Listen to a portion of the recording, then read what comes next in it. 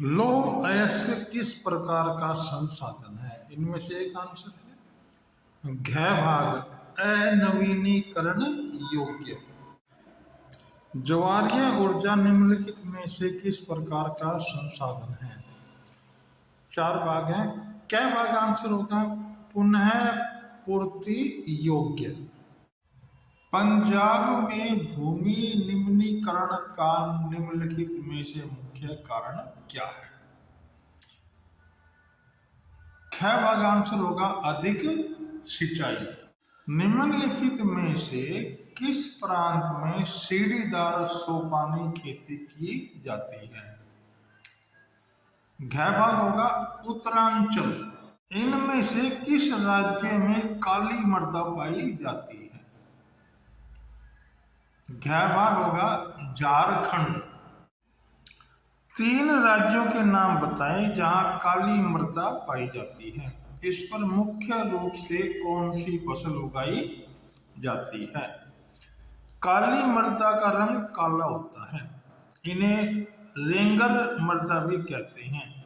ये लावाजनक शैलों से बनती हैं। ये मृदाएं महाराष्ट्र, मालवा, मध्य प्रदेश और छत्तीसगढ़ के पठारों पर पाई जाती है।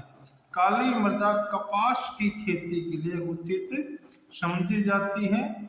इसे काली कपास मृदा के नाम से भी जाना जाता है। पूर्वी तट के नदी डेल्टाओं पर किस प्रकार की मृदा पाई जाती है? इस प्रकार की मृदा की तीन मुख्य विशेषताएं क्या हैं?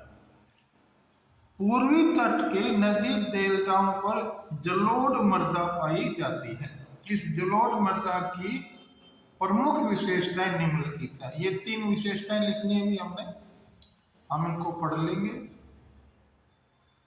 और फिर इनको याद करके अपनी कॉपी में लिख लेंगे और फिर हमें इनको याद करना है।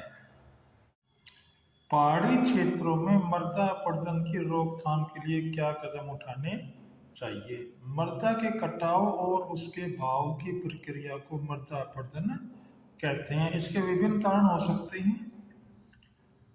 रोकथाम के लिए हमें ये तरीके अपनाने चाहिए। नंबर एक, समोच्च जुताई करनी चाहिए। ये कार्य इस प्रकार करते हैं।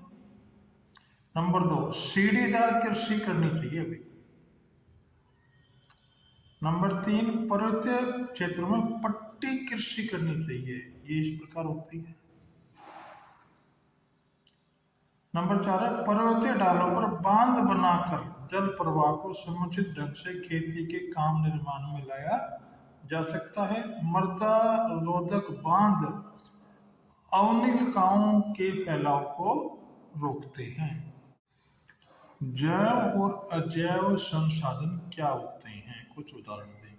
जैव संसाधन वे संसाधन जिनकी प्राप्ति जीवमंडल से होती है और जिनमें जीवन व्याप्त होता है, जैव संसाधन कहलाते हैं। जैसे मनुष्य, वनस्पति जगत, प्राणी जगत, पशुधन तथा मर्त्य जीवन आदि।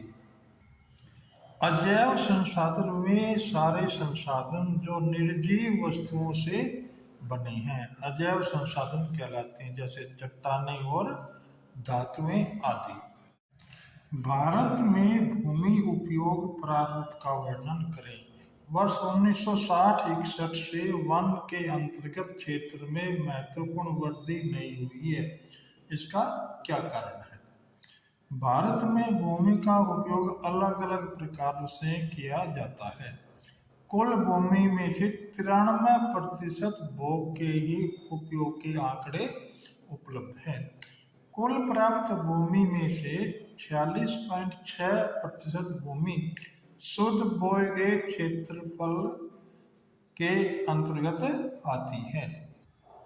22.5% भूमि पर वन है, 13.8% भूमि बंजर है और कृषि अयोग्य है। 7.7% भूमि प्रति भूमि है। 4.8% भूमि पर चरागाह और बगान है। 4.6% बंजर भूमि है। वर्ष 1960-61 से अंतर्गत क्षेत्र में वृद्धि तो हुई है, किंतु यह वृद्धि बहुत मामूली है। राष्ट्रीय वन नीति 1952 के अनुसार 33% भूमि पर वन होने चाहिए, किंतु भारत में बढ़ती जनसंख्या, अधिक औद्योगिकरण आदि के कारण निरंतर वनों में के कटाव से वन भूमि में अधिक वृद्धि नहीं हो पाई है। लगातार भू उपयोग के कारण भू साधनों का निम्नीकरण हो रहा है। अधिक वन पर्यावरण को संतुलित करते हैं, मृदा अपरदन को रोकते हैं तथा भूमि को निम्नीकरण से बचाते हैं। इसलिए अधिक से अधिक वृक्ष लगाकर वनों के प्रतिशत को बढ़ाना जरूरी है।